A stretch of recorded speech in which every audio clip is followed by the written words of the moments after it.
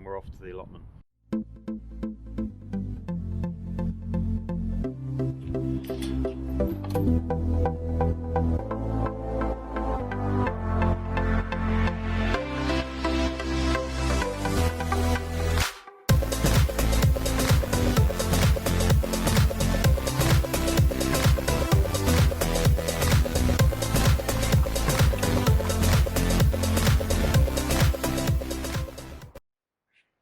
I thought it was worth updating you on the December sowing that I did.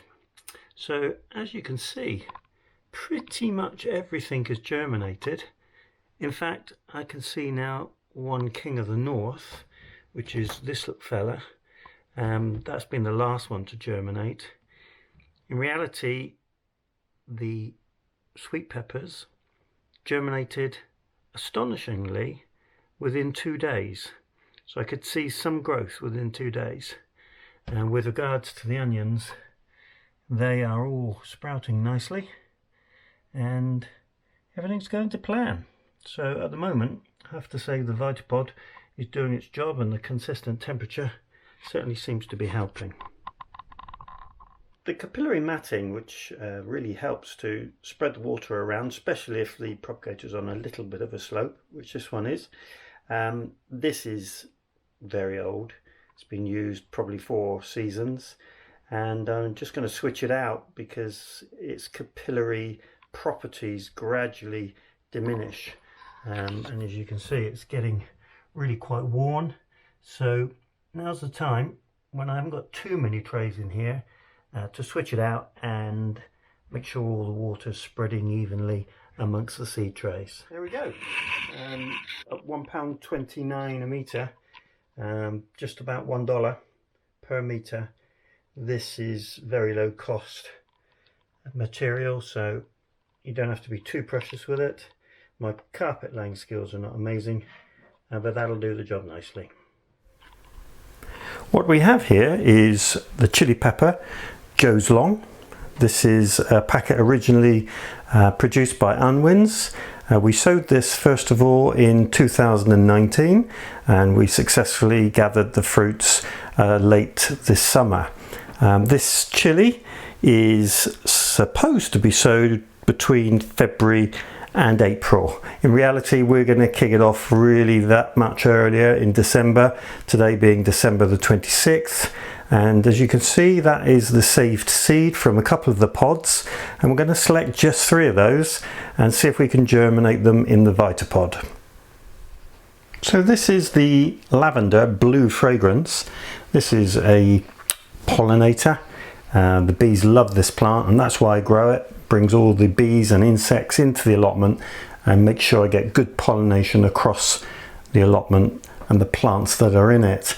This packet is produced by D-Re. This is a lower level budget packet, but we can still get a good germination hopefully by growing this in the Vitapod and hopefully getting a good start and getting those plants nice and vigorous for the beginning of the season.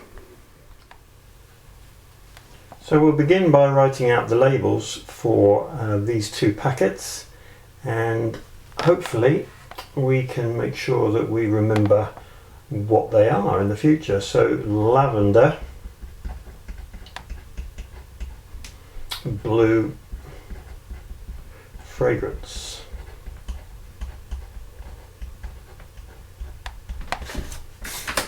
and pepper,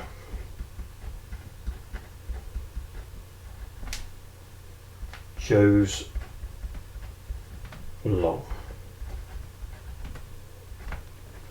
And I write these on these wooden oversized lollipop sticks because they give a little bit of longer life to the wording, and hopefully we can see them before we need to pick the fruit. So we're going to open up these seeds, and being one of the cheaper budget ranges of seeds, there's no foil packet in here. We're just getting the seed in the paper packet. We're going to just sow, I suppose, 24 of these, hoping for a reasonable germination, and then we'll be picking these out. So we're going to divide this into just 2 sections, and we use the larger section just for sprinkling these on the surface, and we're going to give them just a covering of soil and then a bit of a watering and pop them into the Vitapod, and hopefully we'll get a germination in a short period of time. We've certainly had a great deal of success so far with the Vitapod, and hopefully these will be no different. As we said, the Joe's Long is saved seed, and we're looking for just 3 seeds out of here, and we seem to have some darker ones and some lighter ones, so I'm going to go for just 2 of the lighter ones. I get those evenly spaced, and we'll go for 1 of the darker ones. Not sure what the colour signifies, but we'll just cover those over and give them a watering and see how we get on.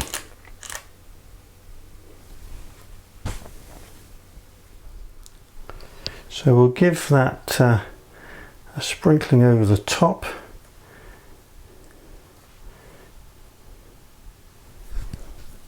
Just spread it around a little bit.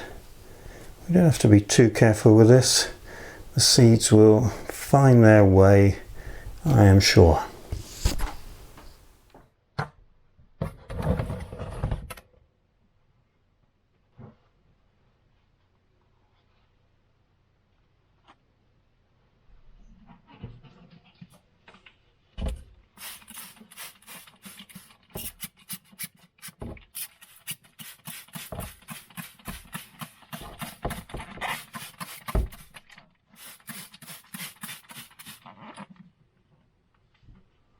As you can see, the germination in the Vitapod has been very successful. All the onions have managed to germinate and have started growing well. You can see that the peppers have germinated in the main. The only ones that are missing is 1 of the sweet chocolate sweet peppers and 1 of the Californian Wonder sweet peppers. We got 1 missing from the Cimarron early sweet pepper. Everything else fully germinated, so hopefully we'll have success with the blue fragrance lavender and Joe's Long.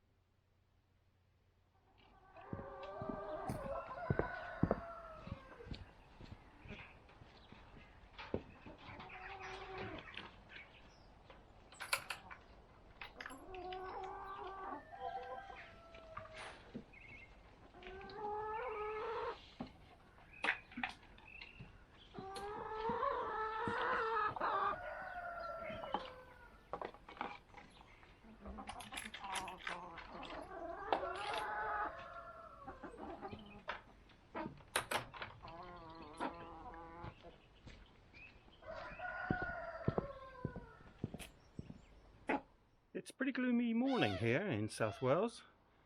It's misty, it's overcast, but it's not raining. Yay! So today I'm going to be doing a box which is reused. It's a second-hand box that was used for storage, and I'm going to put it on the allotment. There's never enough storage on an allotment. So today I'm going to make that box up and site it in the area I keep all the compost, and it's under the trees, so it's not good growing location, but it is very good for keeping things tidy and stored away. So this is the location that I'm going to be putting the box into, and you can see it in its various parts up against the chicken coop there, and we're going to make sure that the ground is just about the right size for the base. That's the first step. If you make up this box and then you can't fit it, that'll be a problem. so we're just going to make sure we got a good base for it that's sufficient in size, and then we can get underway. I've kept here previously the fruit bushes. It's been like a fruit bush nursery, young bushes which I've either taken cuttings, lifted and moved, or purchased as small bushes, and they've been kept there under the shade of this enormous tree, and that's been a good place to let them get established and get underway. I've had some success, some failure, but these are the bushes that are going to go up on the top plot that I've taken over just this past year. So with no further ado, we're going to get on with the box. Having the right tools for the job is pretty darned important in my view. I'm going to use this power drill. What's important with this is that the screws in here are metal, and the plastic, because it's a used box, is brittle. So it's really important that I don't over tighten those screws. So I'm going to put some release tension on here so that it doesn't over tighten.